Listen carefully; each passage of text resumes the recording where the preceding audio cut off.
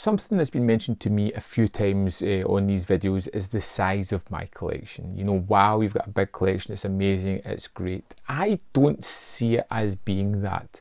I think there is more appreciation for a smaller, more curated, condensed collection. You know, just having an amount doesn't make a good collection. Having movies that you love that are indicative of yourself is what really creates a great collection. And I think if most of us sat back and looked at our collections, we would realise that there's a lot of filler in there. Movies that we've picked up that maybe we are never going to watch, or that we picked up that was really cheap. This is what I like to call boosting the collection, juicing it almost. You know, this had a real strong boost a year or two ago with the influx of Poundland titles. Poundland is a budget shop in the UK, sells things for, surprisingly, £1, and they got a wealth of Blu-rays in there, and people were going crazy for it. I went a little bit myself, but I was more restrained than I normally am in these situations, and people were just picking up a handful of movies. Why? Because they were cheap, because they were £1. It boosts the collection's numbers, but is it movies that you wanted in that collection? You know, you've got to look at it as in, it's £1, yes, it's taking up space and it's something that you may never watch. Was it really worthwhile in buying? Is it something you wanted or needed in the collection? And this has gone on for a while. Even cheap movies on Amazon, you can pick up movies for £1 or £2. Charity shops, eBay, you can get movies really cheaply. But are you buying them because of that cheap price? Is it things you actually want? I'm in a supermarket, I'm buying a few things. Hey, this movie's only £2, £3, I'll throw it in the basket.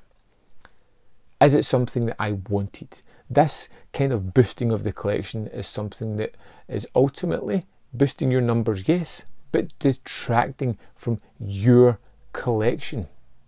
And when people say to me, wow, what a big set of movies you've got, it makes me a little bit wary. You know, a lot of people maybe think that having a big collection is the thing to do. It's not. I'm lucky, I'm at a stage in my life where I have a little bit of disposable cash and I can throw on these types of things. It's fun, it's my passion. But don't aspire to have that kind of collection. I think if you asked most collectors, it comes with more problems than you would expect. Space, looking at things and wondering if you've wasted money on things that you didn't actually need, looking at the collection and not actually using a lot of the things that you've bought. If you're buying cheap movies but you're actually watching them, you're getting the benefit of them.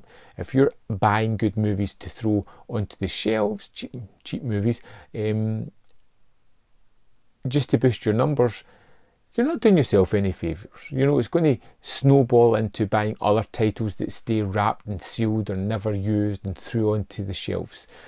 Work your own collection, boost it to the way that you want it. Boost it with good movies, with classics that you enjoy, films that you are going to go back to again and again.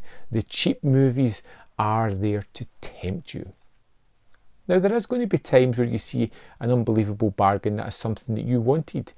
That's great. It's when you go into places like Poundland, and let's face it, they're the crux of the problem. People were buying 20, 30 movies at a time off this thing, and it feels a little bit redundant. I myself bought about 15 titles from there, and I can honestly say I think only 2 of them have been watched. The rest fell into the collection and didn't do anything. I've never thought about them since. I only bought them because they were so cheap. That's a mistake. It's a huge error on my behalf. And it's something that I'm looking to fix. I'm going to dig out these titles. I'm going to go through my collection pretty soon. I'm going to start looking at things that I just don't need, things that I know I'm never going to watch again, movies that I bought because they were so cheap, and start to clear them out.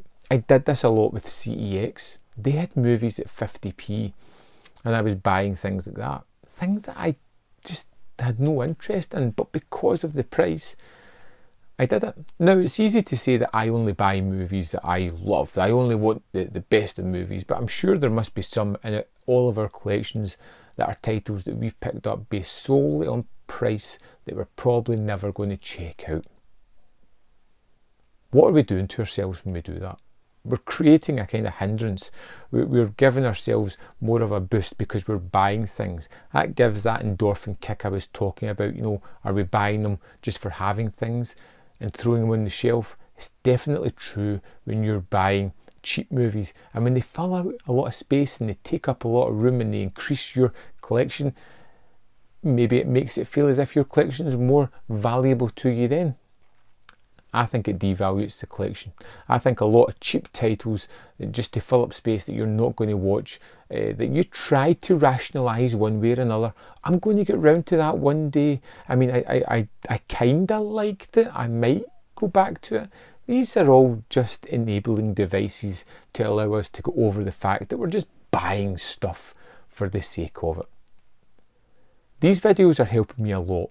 They're helping me to realise some of the machinations behind what I'm doing and look at the reasons of why I shouldn't be doing them. These are things that I should not be doing. I shouldn't be buying titles just because they're cheap. I should be buying them because I want to see the movies. The content is key.